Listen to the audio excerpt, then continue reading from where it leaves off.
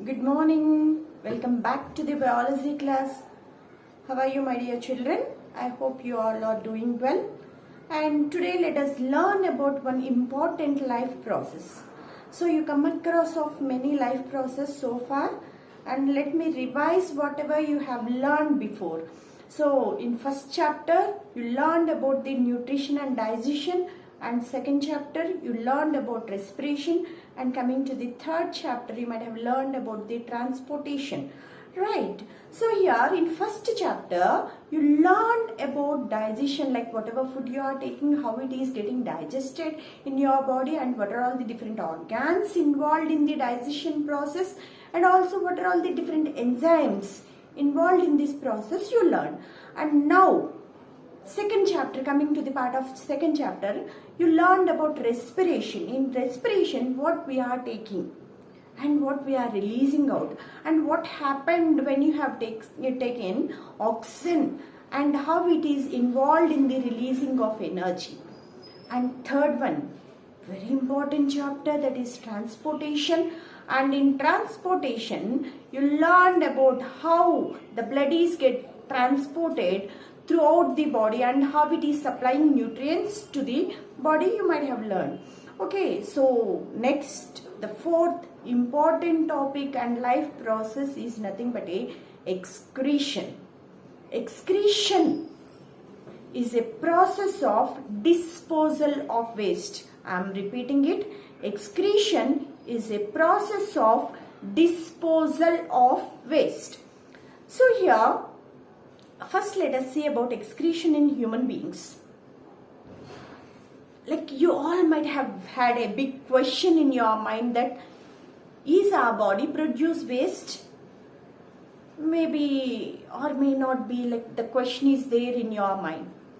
Let me tell you a small example. Any metabolism, whatever taking place in your body, either it is a anabolism, construction process, or catabolism, destruction process, it produces the waste. Definitely it will produce waste.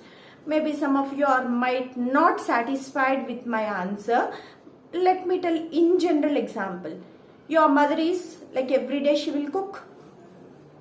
Yeah, she is cooking at home, right? So just you see, while she is cooking at home, like she used to peel something and some waste she will get, and that she will put it in a dustbin, right? So here the small process, that is cooking, in day-to-day life, in cooking process you are getting waste. So in your body many metabolisms, like in fraction of seconds many metabolisms takes place in your body. So is your body will not produce waste? Definitely body will produce waste. So what happened if this waste retains in body? Can anybody? Yes, toxics, waste, if they are retained in body, they cause harm to the body. They cause harm. Sometimes even it may be fatal. It may lead to the fatal conditions. It may lead to the death of us. So that is the reason we have to eliminate waste. So what this waste includes? What this waste includes?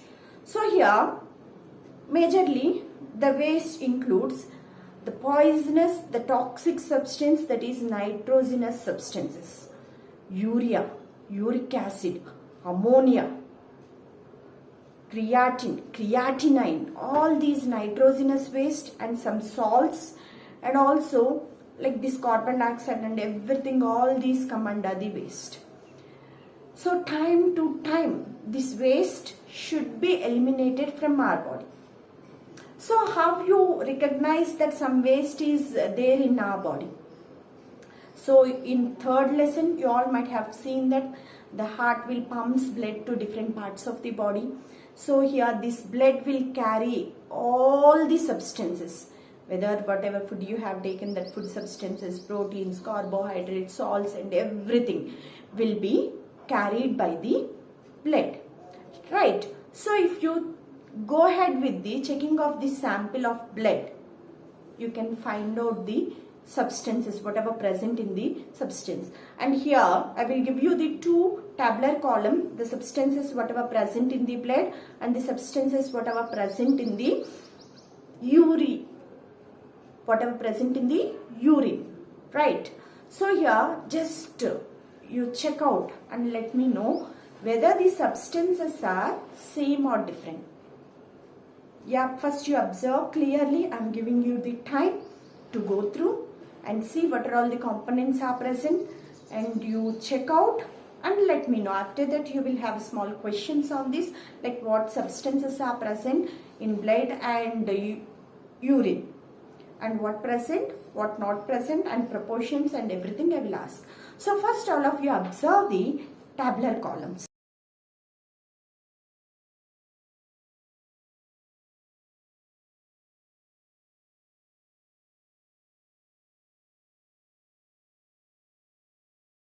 Yeah, you all might have seen like tabular columns of blood, components present in the blood and components present in the urine.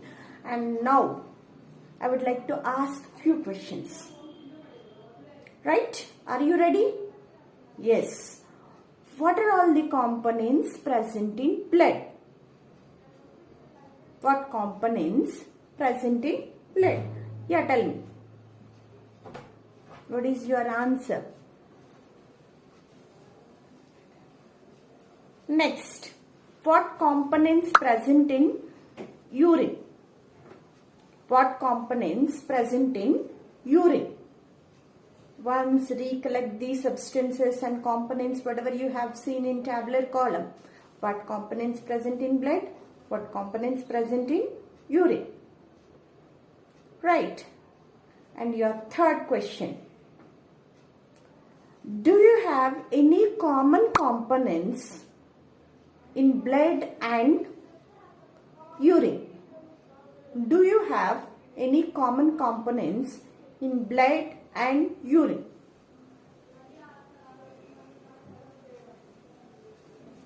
Yes or no? Yes. What are those? What are those common components? And your fourth question. Any substances whatever present in blood is not absorbed in the urine. Do you have any components which are present in tabular column of blood and not there in urine? What are those? So here this is homework for you, and I will tell you the answer in next class. Right? Do it. All the best.